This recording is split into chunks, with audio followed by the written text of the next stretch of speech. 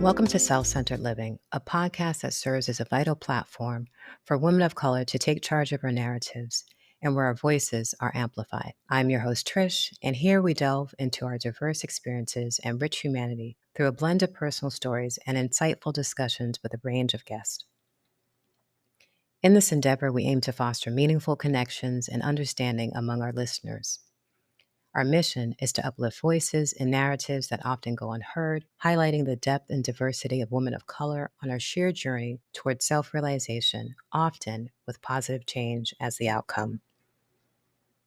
Through this podcast, we strive to inspire a movement of self-centered living that honors our truths, nurtures our identities, and fosters our collective upliftment.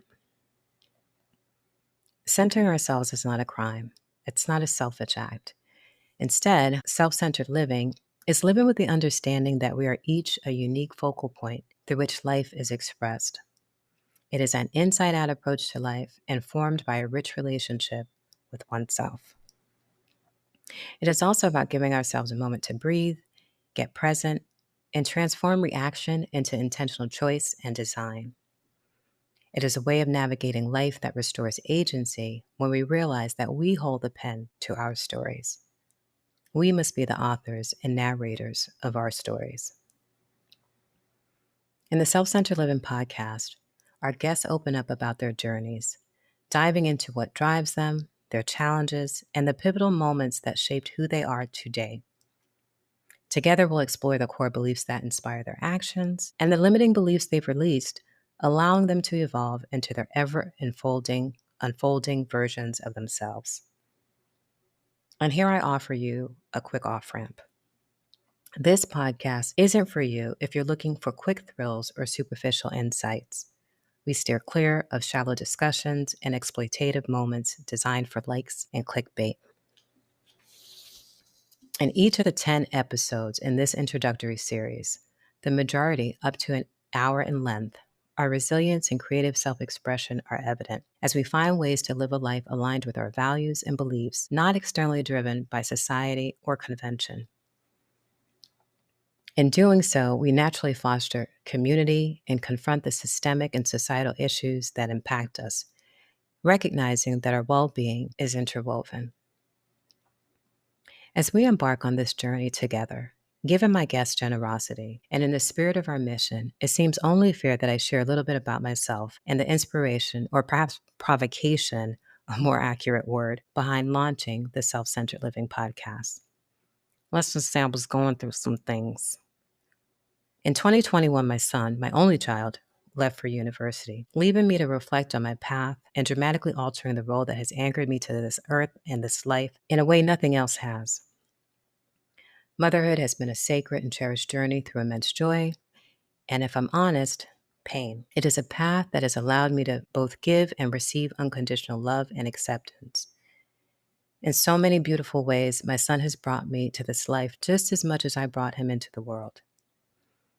He awakens parts of my heart I never knew were there, inviting me to become the woman he looks up to with such deep admiration, despite the flaws I've made no secret, and intensity which can be overwhelming for a child.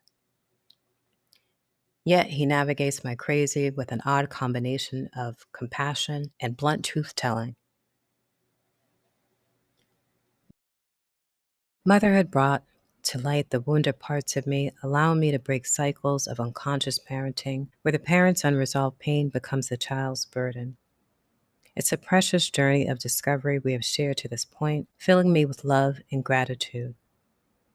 When my passion waned in the monotony of a safe and practical life, making sure I delivered him to his independence with confidence and a sense of self no institution, trend, or collective lie could ruffle, drove me. So what now? Around the same time, I chose not to return to the corporate world in my third and final attempt to escape environments that, while they allowed me to succeed to a degree, it became increasingly apparent over my roughly 18 years in HR leadership that they were not designed with someone like me in mind. Although I experienced some rewarding moments in my career, the constant politics and power struggles left me feeling disillusioned and exhausted. It often felt like I was merely playing a role in a script that rarely served my interests in any meaningful and lasting way. I frequently found myself confidant, advisor, and business partner to individuals who embraced a solely masculine and outdated approach to leadership. At times, their relentless drive to increase market share seemed less like ambition and more like a quest for dominance at any cost. Whether their ambition stemmed from greed or a deep need for acceptance, I do not know. Maybe they never received a simple hug as a child. The underlying pathology remains unclear, but the system undoubtedly felt sick. The relentless pursuit of achievement often felt fundamentally futile. Do not get me wrong, attainment in itself is valuable. I enjoy reaching new heights, and the challenge is seductive. However, when people are reduced to mere numbers and the broader consequences of decisions are overlooked, we risk losing touch with what matters. An organization's original mission can fade away in the shadows of this relentless chase. It begins to be in the service of a few egos. No matter how much is accomplished, the desire for power and status seem to trump fairness, morality, and often sense. Meanwhile, I watched as those at the top, which look the same no matter the company, stay firmly entrenched, reaping the rewards, while the benefits seldom trickle down to the rest of employees. I had it. The continuous restructuring cycle drained my creativity and left me uninspired, making it clear that this was no longer an environment where I wanted to apply my talents that felt misused and increasingly distant. The work had become a barrier to discovering a vocation that nurtured and motivated me. I was at a crossroads, ready to leap into the unknown. This pivot felt scary yet ripe with possibility, igniting a deep desire for self-exploration and self-expression. Drawn to transformative experiences like an ayahuasca journey, because who hasn't had one of those, I sought introspection to help navigate the tumultuous seas of midlife. I want to make clear, I wasn't experiencing a midlife crisis. Having been a precocious child and a young adult eager to impact the world and give my life meaning, I experienced that at 23. The confluence of events brought me to a place reminiscent of post-college graduation. Back then, I taught elementary education in a public school system that faced the daunting challenge of one teacher in a classroom to 38 students with varying learning abilities and without the tools and resources to appreciate neurodiversity or to supplement what their homes lacked. It left me feeling ineffective and drained of the ideals that once defined me. Here I was again, feeling like the rug had been pulled out from under me, leaving me flat on my back, staring up dizzy with those cartoon birds swirling above my head, and me wondering where I was in my life and what had become of the passion that pulled me from one moment to the next. In moments of silence, I unraveled my past, reflecting on what it means to break free from life's conventions and the expectations that had confined me for so long. Like the black sheep of my family, I felt the tension of defiance bubble up, compelling me to challenge everything I had accepted as my reality. Although my yearning for adventure and transformation was palpable, I often found myself ensnared in familiar patterns, battling a relentless script dictated by my thoughts. It struck me that, despite being the author of my own story and this belief being core to my work as a transformation partner and witness, I struggled like a doctor attempting to perform surgery on themselves. I could not see the narrative I had been living. Yet this journey towards self-discovery became my catalyst for change, propelling me toward liberation from societal shackles, including those of my upbringing, as I became clearer about how I was formed, the people, places, institutions, and experiences influencing my beliefs. Now, my upbringing was certainly not terrible. Please, do not cry for me. I attended a private Catholic school where most of my elementary and middle school teachers saw brightness, magic, and promise in me. I went to a small, all-girls private college preparatory high school, smack dab in the middle of the privilege and wealth of the Upper West Side in Manhattan, which was run by nuns committed to their girls taking on leadership roles in their trajectory. The high school can boast Geraldine Ferrara, the first female vice presidential nominee representing a major American political party, as a guest speaker when I attended, and Corazon Aquino, the Philippines' first female president, who removed the country's previous dictatorial government, as one of its distinguished alums.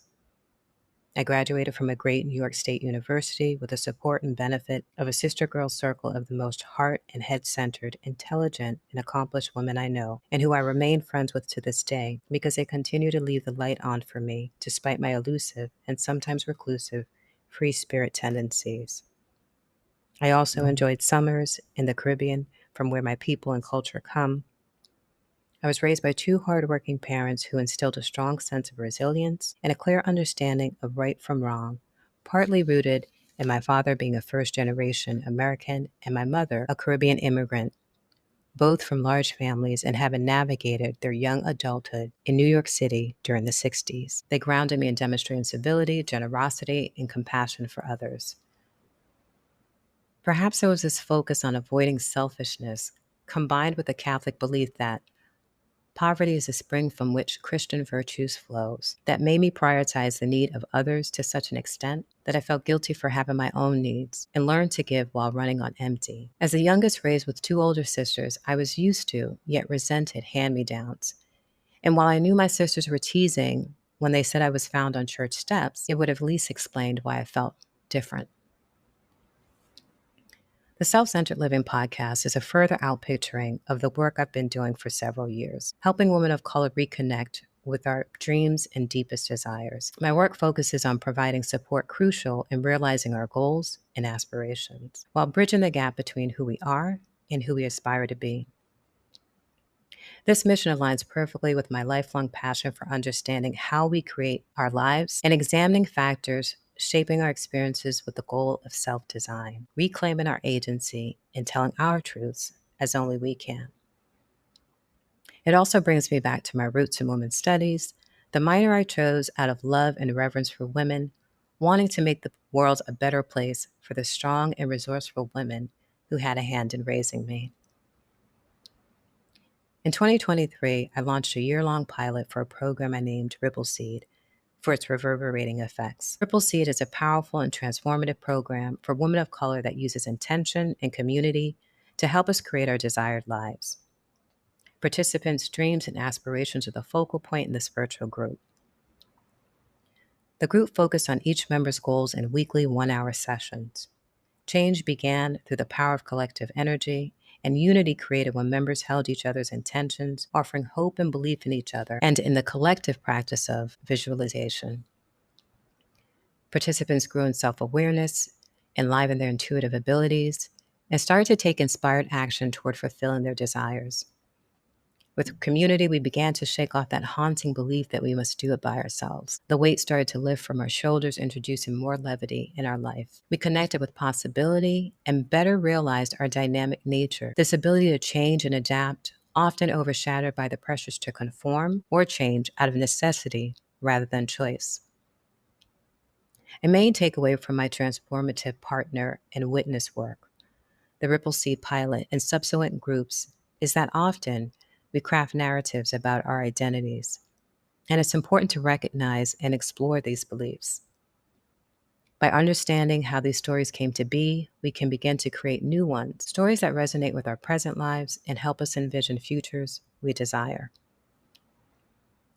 Through my work, I've always sought ways for my clients to reach this understanding and enhance their awareness through direct experience. The podcast, like the Ripple Seed program, serves as one such vehicle, aiming to broaden our reach and make this journey of self-discovery accessible to everyone, ready to step forward and take charge of their lives, or in transition with a new reality wanting to emerge. We all have the potential to be the protagonist in our stories, the character that resonates most with the audience driving the narrative forward. Making decisions that resonate with our core values and contribute to the greater good for ourselves and humanity is essential. This isn't just a call to action for those willing to engage with their creativity. It reflects a deeper truth I've observed with many Black and brown women. We have a profound awareness of our interconnectedness with one another and the world around us. Therefore, when we take steps forward, we often do so with a sense of care that encompasses our community. Our community is a broader expression of our identities and our collective strength. Okay, so back to where I was in my story, following what had contributed to the inception of the Self-Centered Living podcast. Having spent time unearthing the beliefs that held me captive and being in this transition with my role as mother and career shifting, I recognized the urgent need to pivot toward alternative paths. The realization brought me to the very heart of my narrative. The time had arrived to craft a new story, one that resonated with the life calling me. I use the word arrive because we're always arriving at a new understanding and version of ourselves, always in the process of being and becoming. In the background, I was also processing the outcome of the 2024 election. Ugh, I know. What a gut punch. This moment made me contemplate what we were handing over to the next generation, grappling with the stark realization that the rights and opportunities I had at my child's age and that my ancestors fought for were disappearing. The circus of it all and blatant disrespect were beyond triggering. And here's a good place for me to share my disclaimer. This episode serves as an introduction to the Self-Centered Living podcast introductory series. In this episode, the perspectives I express are uniquely my own and do not reflect the views of all participants in this series.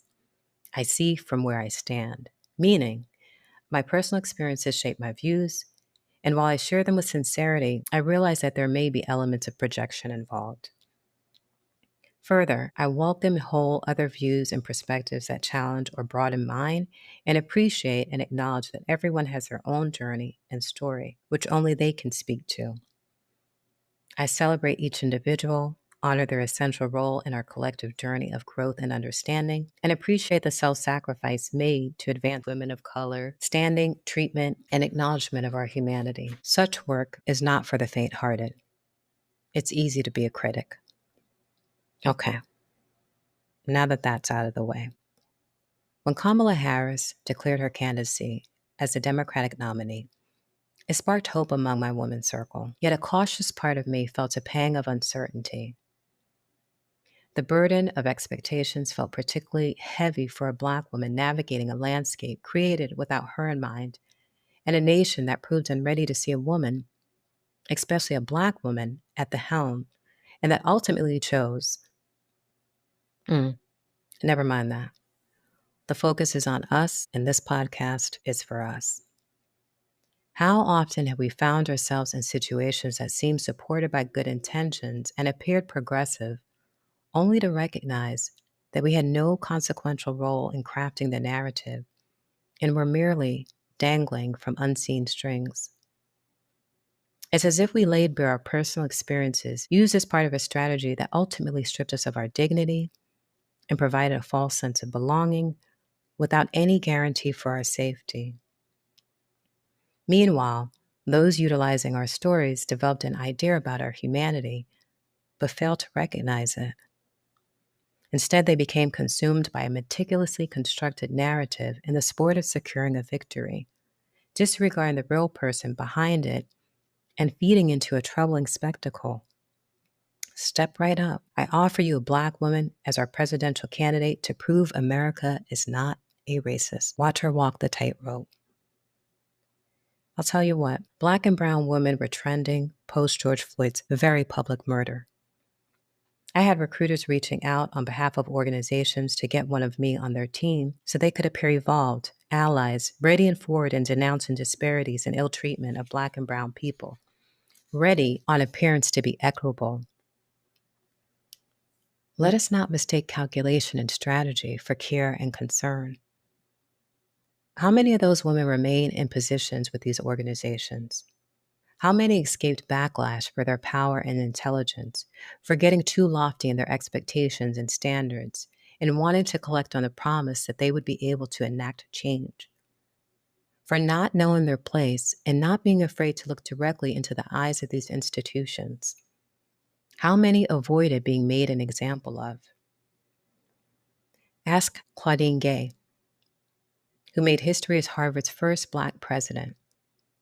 She also made history for having the shortest presidency in its 388-year history. It makes perfect sense to me that, despite the immense pressure to run for president, in a nation grappling with the complexities of its history, the good, the bad, the ugly, and everything in between, Michelle Obama chose not to. What did memoirist and poet Maya Angelou say? When someone shows you who they are, believe them the first time. Are we willing to offer ourselves up in a game with such uncertain odds? Does a history of pursuing noble causes without guarantees render us more noble or merely reckless? I can hear it already. Trish, what about the greater good? Who has been defining greater good? Do we have a consensus on what the greater good is? How many spaces are we ready to occupy, fully aware that they were not designed for our success? I recently went on holiday where we circumnavigated the island of Antigua. We anchored to snorkel in waters at least 30 feet deep. I found myself being carried farther and farther away from the boat. My efforts to swim back felt in vain as the current was moving in the opposite direction. Eventually, I returned to the boat, but the ordeal was exhausting. Can we enter these situations and change the course of a ship before the current supports a shift in that direction? You ask, but what is the alternative?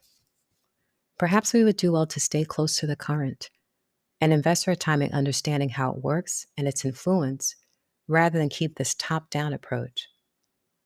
Listen, I do not pretend to have the answers, and I know better than to fall into that single savior trap. Leave that for cinema or delusions. Finding the answers calls for, in part, using our imagination, creativity, and a sense of community. Together explore possibilities and unlock new approaches, systems, and structures with us in mind and as the architects. We know that when we make change, it is not just for us. Our care and progress extend to all.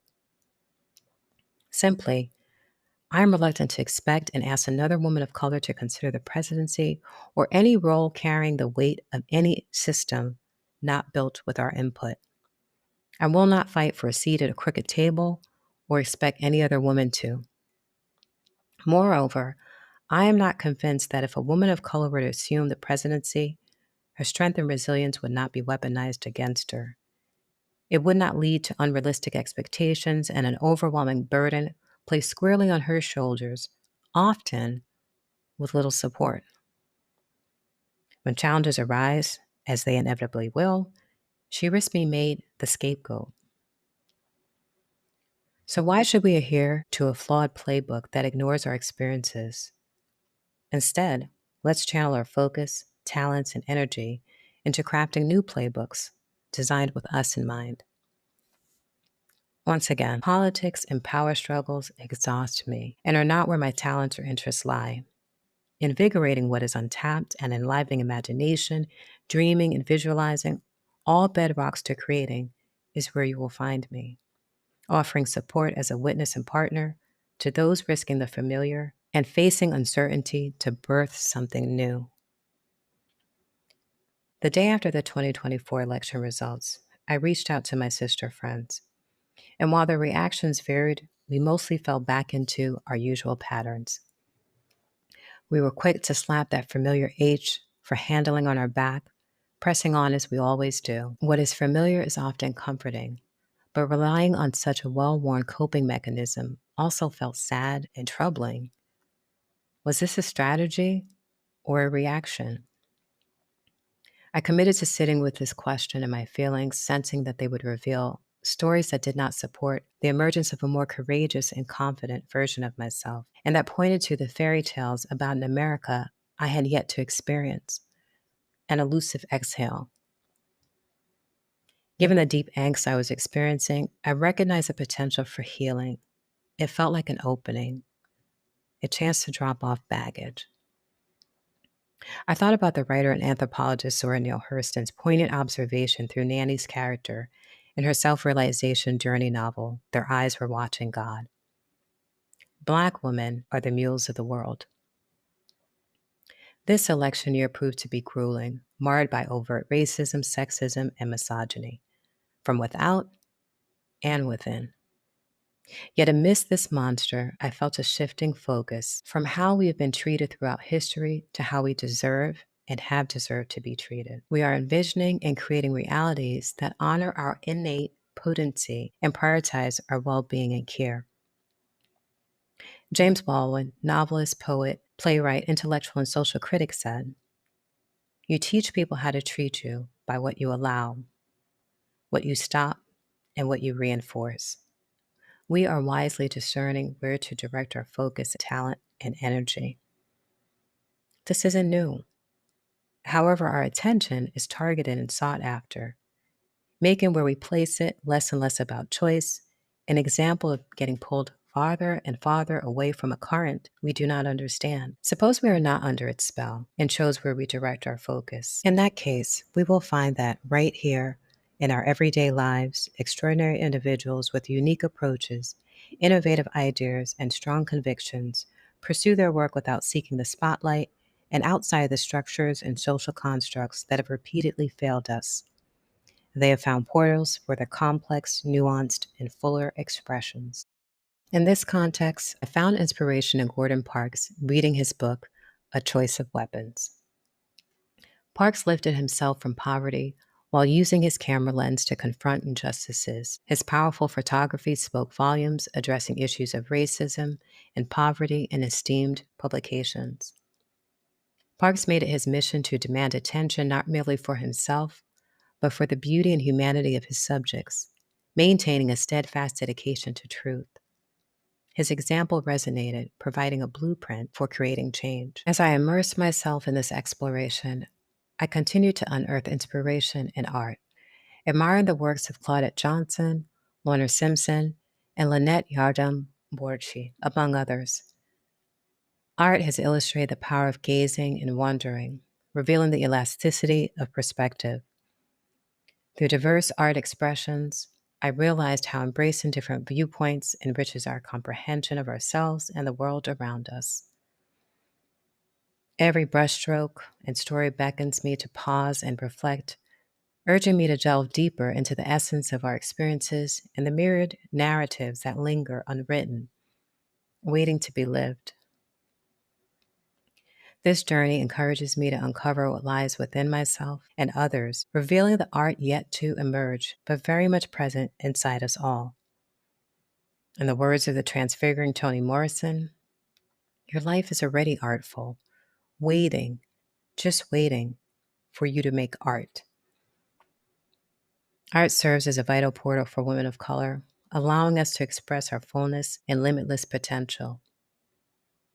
A print of Claudette Johnson's figure in raw umber hangs on the wall behind me. In her portraits, her subjects stand assertively, boldly taking up space. Some of my favorite images push against the confines of white canvas, invoking a feeling of being boundaryless. Lynette Yardam Borchi's work ignites curiosity, featuring figures that spring from her imagination, vibrant and liberated from the constraints of time and place. Some of my favorites are her paintings of Black males, like in her 2017 Medicine at Playtime and 2019 Repose 4. Nuanced and free of that Marlboro Man vibe, visions of awakened masculinity. Lorna Simpson freely moves between various materials, expanding beyond her earlier work. Her unique blend of photography and text challenges my preconceived notions and reveals nonverbal avenues to convey experiences and emotions. Perhaps it is her 5-day forecast that best captures the essence of my time in corporate. Additionally, her work hints at what is often overlooked, omitted, undervalued, or ignored. It is interesting how shared experiences can make the viewer of an art piece feel especially seen. These women draw us in through their art, elevating our perspectives and steering us away from the mundane. They awaken us from a slumber we hadn't even realized we were in, challenging narratives about our identities that we've absorbed subtly and forcefully. It isn't escapism, but an exploration of our humanity, complexity, and diversity, revealing possibilities based on where we focus our attention. I long for more imagery that reflects who we are, capturing our authentic experiences without the need for explanations or justifications. I want representations of my world, what I value and hold dear, to exist freely, celebrated for their essence and significance, without needing anyone's permission and not hinging on external validation. This desire for authentic representation grew while I was creating the Self-Centered Living podcast. I understood the importance of embracing and owning our stories, further solidifying my belief in the significance of the role of the witness. How I look and listen to another either helps to expand or dwarf them, allowing them room for their most authentic expression or confining them to the narrowness of my assumptions and judgments. In both the art we create and the stories we share, a powerful potential exists to shape and influence our understanding of one another and the world around us.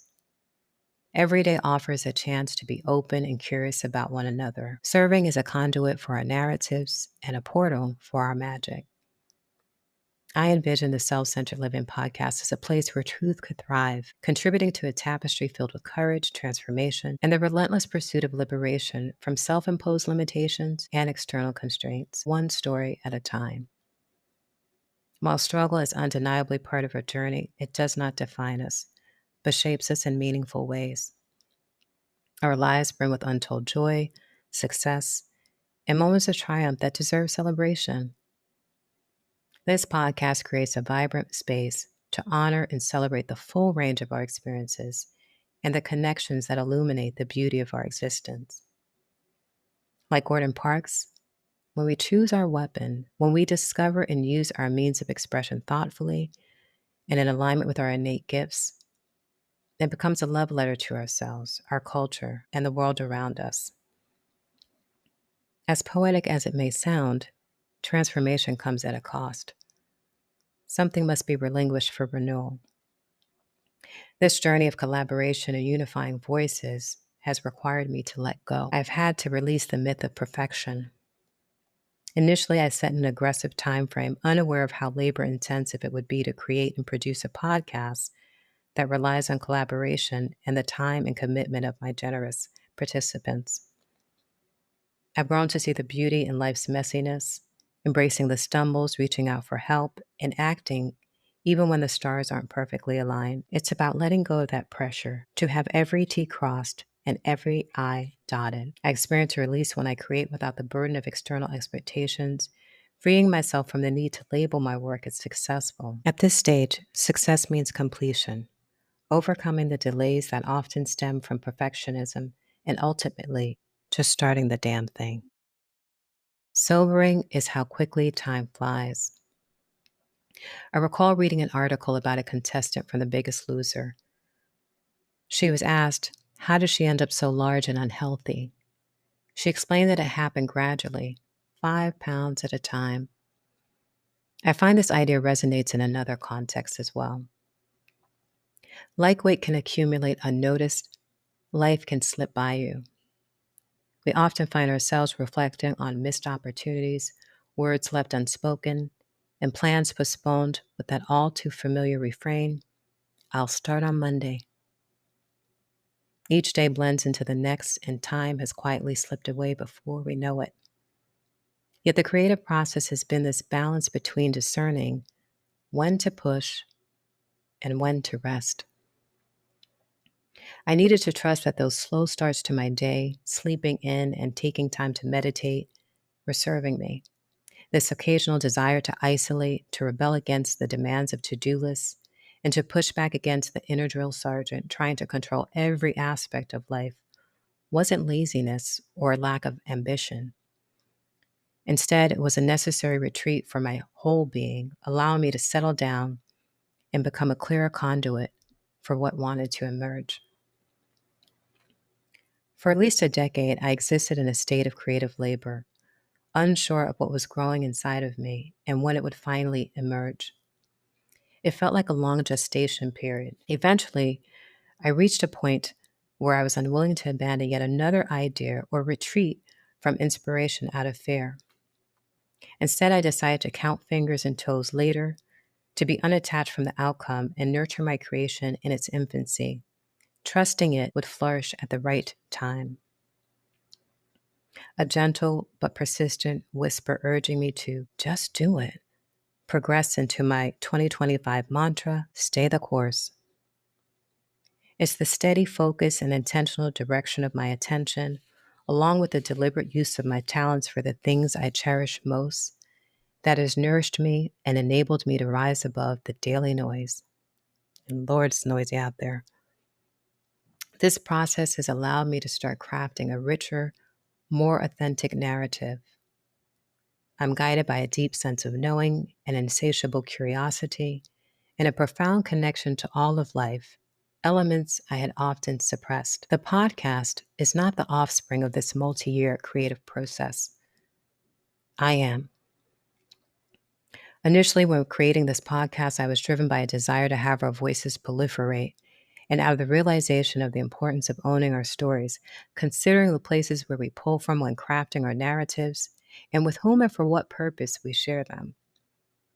What I came to discover are the therapeutic and cathartic benefits of considering, sitting with, and sharing our stories. By sharing and embracing these stories, we can deepen our understanding of ourselves and one another, enhancing our sense of connection and community. This ongoing journey of crafting our memoirs in real time allows us to share experiences and insights. It helps preserve memories, helps us to heal from past hurts, and contribute to a rich tapestry of human experience.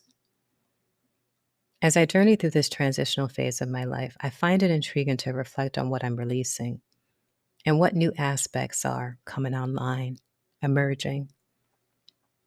I'm gradually transitioning from a rigid, structured mindset to a more intuitive and fluid way of living, retiring the drill sergeant in me and giving her a respectable and well-deserved resting place. She did her work. This shift is not only personal, but also reshapes my approach to work.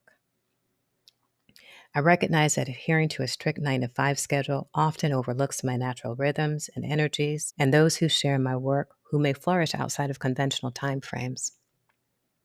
I've started to delve deeper into my daily experiences, acknowledging both the highs and lows and contemplating how to incorporate activities that nurture my well-being. This reflection prompts me to consider how these choices enhance my ability to be present, listen, and witness others effectively.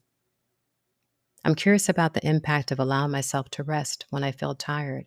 What transformations might arise when I prioritize recharging? Additionally, I'm exploring where I might struggle to uphold my boundaries, seeking to understand how honoring them can further contribute to my growth and presence in my personal and professional life. I suspect that I've been anything but conventional when creating this podcast. I'm learning as I go. Nobody has ever claimed I have a technical expertise. On a scale of 1 to 10 in podcasting skills, I'm probably a solid 2. Sometimes it's hard for me to distinguish between my ignorance and curiosity. Needless to say, my start has been rough. I often cringe while listening to my voice, yet I can also appreciate how it has evolved, reflecting my growing comfort in the role as host. My voice morphs with each guest. I can only assume is an energetic reflection. I do not adhere to a strict division of speaking time between myself and my guests. While the aim is to foster a conversation, there are moments when listening and observing are more valuable. We start each episode with a warm-up segment, which is usually edited out. However, in 1 or 2 episodes, I invite the listener to experience how we transition into the recorded session. While the overall editing has room for improvement, much improvement, my amateur approach doesn't detract from our engaging exchanges. For a moment, I think I've mastered messy, only to realize that it is the perfectionist who seeks to control rather than allow things to unfold. Throughout this process, I have oscillated between operating from an intuitive fluidity, letting things take form naturally and in their own time, and repeatedly checking where I am in my list of to-dos, obsessing about the finish line. I'm a work in progress, which is perfectly okay. So goes my transition. As we wind down this introductory episode, allow me to share what lies ahead for you. Over the course of 10 weeks, you will hear from the following 8 beautiful and extraordinary human beings, their names shared with you in no particular order, with me bookending the 8 episodes. Natasha Scott Reichel, podcaster and co-host of the podcast Two Black Girls, One Rose. Fatima A., pro basketball player, founder and CEO of the Women's Premier Basketball Association. Brittany Burgess, former D1 collegiate and pro basketball player, cinematographer, storyteller, filmmaker, and producer. Mawulisa Thomas Adeyemo, community-based healing midwife, somatic body worker, embodiment coach, song weaver, nature lover, spiritual seeker, lifelong student of the healing arts, and initiated diviner and Orisha priest. Jara Cooper, activist, organizer, writer, co-founder, senior advisor, and former executive director of the National Black Food and Justice Alliance, and movement vibe curator, aka DJ Dandara. Ria Ibrahim, farm-to-table director at Soulfire Farm and owner of Ruma Kitchen. Kyra Potter, class of 2025, Ivy League student and future attorney. Dortea Mendoza, writer, community organizer, and Zen practitioner. Participants engage in meaningful storytelling in each episode, highlighting what is most alive for them when entering this enlightening process. The focus is on sharing without fear of judgment or concern for how their stories will be received. This space promotes open conversation, allowing us to explore the feelings that arise when sharing, the influences that shape our narratives, and the choice of what to reveal or keep private. Our recordings are audio, unfazed by how we look, by male gaze or anyone's gaze for that matter, with a focus on our voice and our narratives. It's a valuable journey of self-discovery, observing moments of vitality, understanding where we may feel vulnerable, and noticing how our tone and inflection shift as we speak. With that said, allow me to manage expectations. This endeavor is not about public relations or simply polishing our narratives for public appeal or self-promotion. While marketing oneself can be beneficial and has its purpose, self-centered living focuses on introspection and delving deep into how we shape our personal stories. It emphasizes self-discovery, self-design, awareness, cultivating agency, and celebrating women of color in our rich experiences. Through meaningful conversations, we gather insights and experiences that contribute to our dynamic narratives. Our stories are not static. They are continually evolving. This process not only promotes personal growth, but also highlights the transformative journeys within our communities. You will find authentic voices, unscripted, and courageously sharing in support of the mission of this podcast. Engaging with these elements can lead to profound insights. A pivotal aspect of this process is understanding our position within our stories. Are we detached, or has recounting our experiences offered us new perspectives? Are we the ones guiding the narrative, or do we feel that the events are steering us? It's important to assess our comfort level with our stories. Recognizing discomfort can uncover significant lessons. Are there elements of our narratives that challenge us or create a gap between who we are and who we aspire to be in our lives and relationships? As you immerse yourself in this introductory series, take time to fully engage with each participant's journey. Pay attention to the people, places, institutions, and other influences that shape their lives, the challenges they face, and the beliefs they've evolved. Absorb the insights and lessons they share, appreciating their moments of joy and success. You don't hear enough about those. Watch how their narratives develop and how they become more at ease as they connect with their evolving stories. Additionally, consider your reactions while listening to their experiences. What emotions do their stories stir within you? Are there areas where you feel resistance, judgment, or even celebration? How has your perspective shifted in response to what you've heard? What insights have you gained about yourself? Where do you feel inspired to take action? Reflect on how their stories intersect with your own narrative. Stay engaged throughout this series, and by the time we reach the final episode, you will have gained greater awareness about the narratives you create and share with others.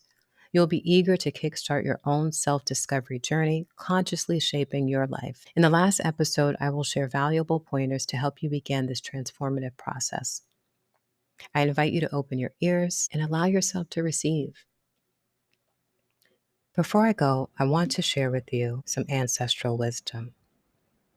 In her 1982 address at Harvard University titled Learning from the 60s, poet Audre Lorde powerfully stated, "If I didn't define myself for myself, I would be crunched into other people's fantasies for me and eaten alive."